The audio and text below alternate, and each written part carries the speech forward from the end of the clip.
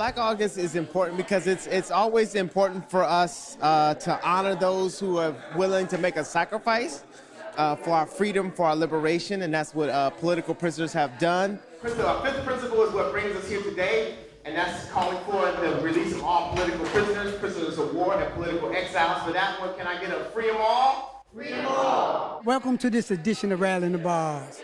Today we was filming the Black August activity sponsored by the Malcolm X Grassroots Movement, DC chapter.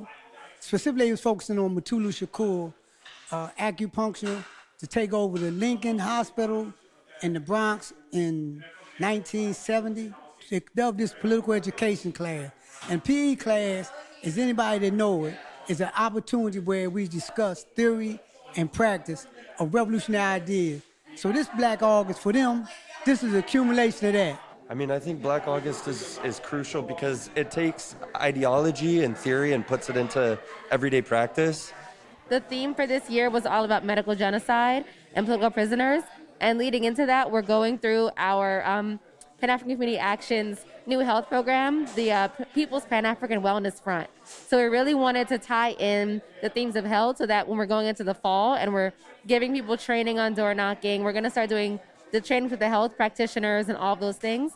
It kind of primes people to think about health in this way as one of something that's being used in order to harm us and what we can do to take control of that process. The lack of hospitals in Ward 7 and 8, but there is never a lack of police currently occupying the streets here in Washington, D.C. And so we see that resources are available, right? But the ways in which and where we pour money is very intentional because it's not about the safety or minimizing crime. It is about the repression. It is about the repression, but also the surveillance of particularly our youth. We thought it was important to talk about the medical conditions of the folks who are currently behind bars and incarcerated and the work that they do. And we saw that connection to the conditions that we see both in our communities here in DC, but also in New York and Philly, other urban areas, but also suburban areas or rural places where folks don't have access to a hospital. What kind of response y'all getting from the community?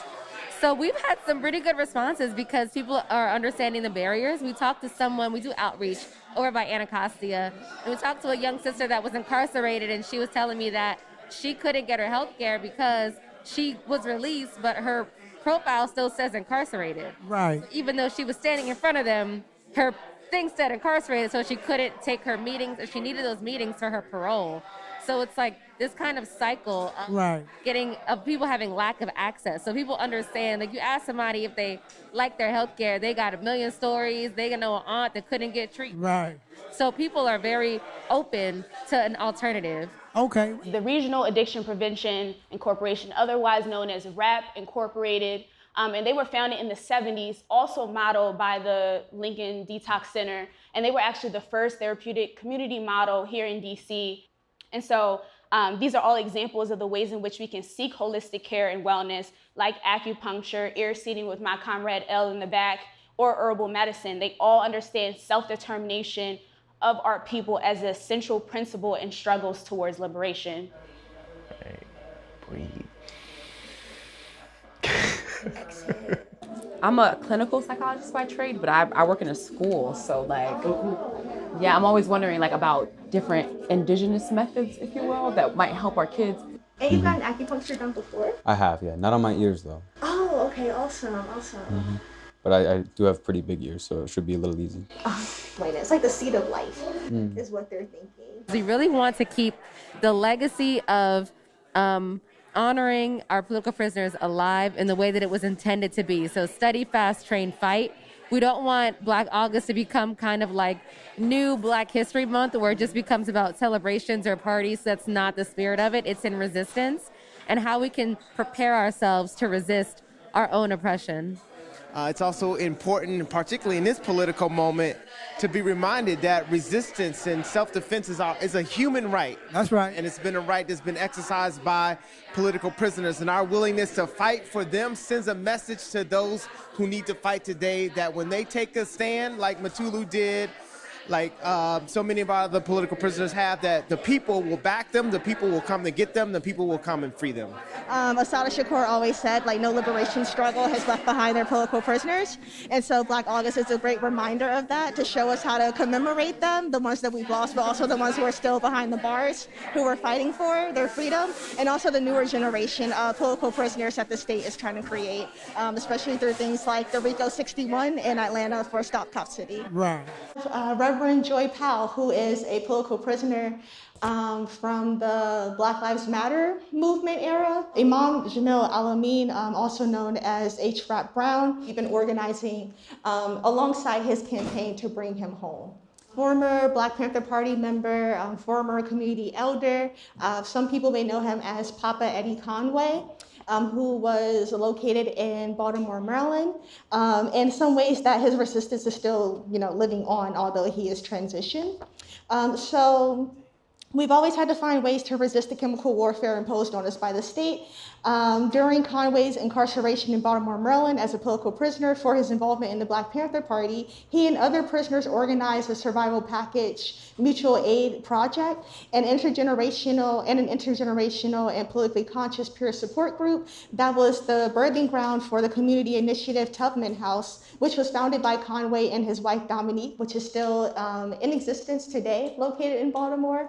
It's actually in the neighborhood where Freddie Gray was killed by Baltimore police. People are sick and tired of being sick and tired, especially with the federal takeover. So we see people feeling just more enraged. And so we hope that people take that rage and come out to these organizations and organize with us, right? This is really important to join an organization, to be a collective and not to try to do this thing by yourself, right? Because this is about all of us. So I'm the president of the Association of Black Psychologists, the DC chapter. But we also do a podcast and we talk about mental health and like the intersection of that and other things. So if I could get your information, maybe we could have you on to talk about your work. Oh, yeah, for sure. That would be cool. Yeah, that'd be great. Yeah, we're always trying to give people like practical tools to respond to like racial trauma and anxiety and depression and all that.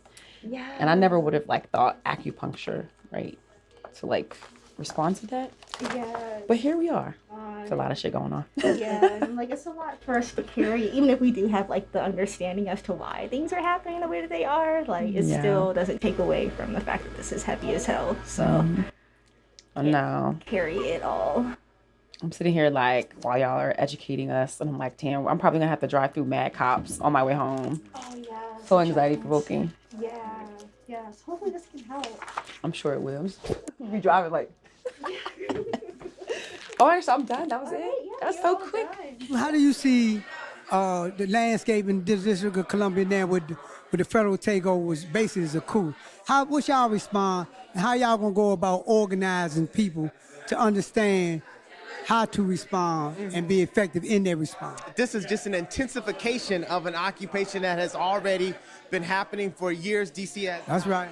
has not had, residents haven't had a right to determine their own destiny. Just most recently actually got the right to vote for mayor and then in federal elections if that stuff is important.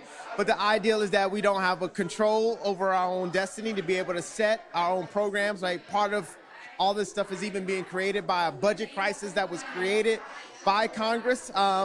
But this has also been facilitated by a black misleadership class in this That's right. that has refused to really fight and give folks the kind of determination that they need, that we saw on today's PE, right? They have been setting the conditions. They have called for the National Guard and other police forces well before this particular moment. So we've been calling for the folks to really look at self-determination. Right. Right, we've been calling for folks to come together to build people's assemblies. What we can do in this moment is come together and organize. We have to talk to one another and not only disseminate, our analysis of what's happening, but how we fight back and how we fight back strategically and not just reactionarily.